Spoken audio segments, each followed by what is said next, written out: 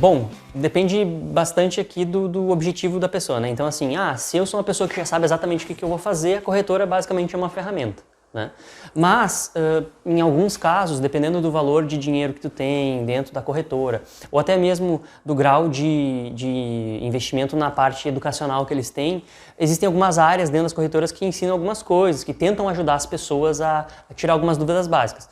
Nem sempre é muito claro, né? Mas, de maneira geral, não é uma coisa natural alguém sair te ajudando, especialmente se tu não tem muito dinheiro, tá? Dentro de uma corretora.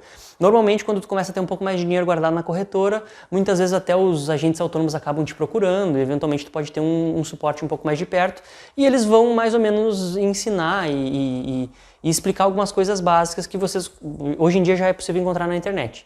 Mas, fundamentalmente, a corretora ela vai te permitir operacionalizar, comprar e vender ativos ou fundos, enfim, de diferentes tipos, para que tu possa ter os teus investimentos colocados da melhor forma possível. Eu, particularmente, entendo que cada corretora tem suas vantagens e desvantagens, né? Então, dependendo do tipo de ativo que uma pessoa quer hoje, é interessante ter mais de uma corretora. E aí, a partir dessa escolha inicial, dessas corretoras, dessas opções, que hoje em dia é muita opção, né? A gente já tem várias possibilidades aí de onde colocar o dinheiro, a gente pode daí... para algumas vai se prestar mais um tipo de ativo, né?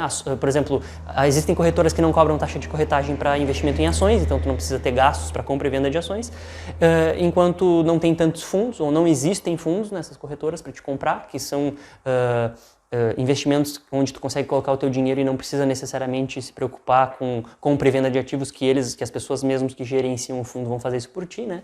Então, tem algumas corretoras que não tem nada de fundos e tem isenção de corretagem, tem outras que cobram alguma coisa de corretagem, né? Ou seja, comprar e vender ações ou algum tipo de coisa. E tem também fundos, tem mais fundos, menos fundos, diferentes tipos de fundos. Então, assim, sempre é legal, porque não custa nada, ter conta em várias corretoras e aproveitar as melhores oportunidades de que cada corretora tiver para oferecer. Eventualmente algum suporte, se tiver, se não tiver, buscar o conhecimento fora e operacionalizar através da corretora.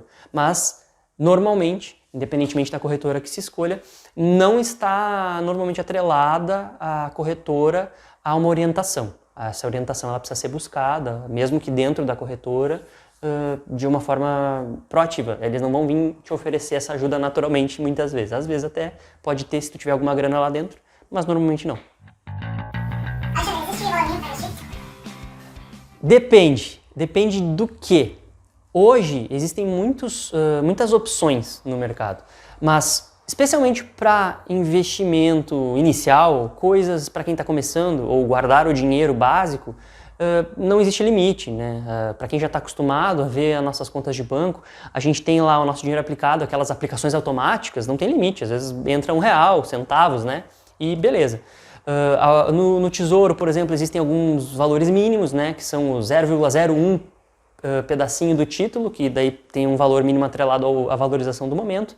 Alguns fundos exigem uma cota mínima de entrada, né? Mas hoje, com no máximo R$100, já é possível colocar o dinheiro em carteiras, ou fundos que replicam carteiras de investimento com alto grau de diversificação. O que é diversificação? É uma abrangência de tipos diferentes de ativos e quantidade também, é qualidade e quantidade diferentes de ativos para te garantir, não digo, né, garantir é muito forte, mas para permitir uma rentabilidade equilibrada e maior do que os investimentos básicos de rentabilidade básica similar à taxa de juros básica do Brasil, por exemplo, né? Então, depende. Não tem limite, no sentido de que mesmo que se tu colocar na poupança já pode ser um bom início, e logo que juntar R$100, a partir de R$100, muito dificilmente hoje não vai conseguir investir.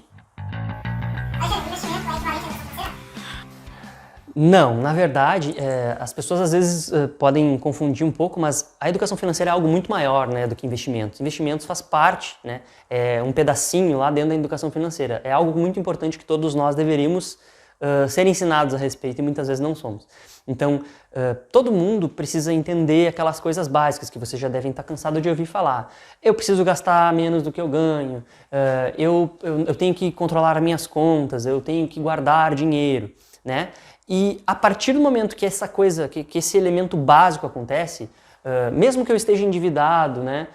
Mesmo que eu esteja lutando para reduzir uma dívida, a gente tem que começar a pensar sobre investimento, porque investimento é conseguir fazer o dinheiro trabalhar para nós.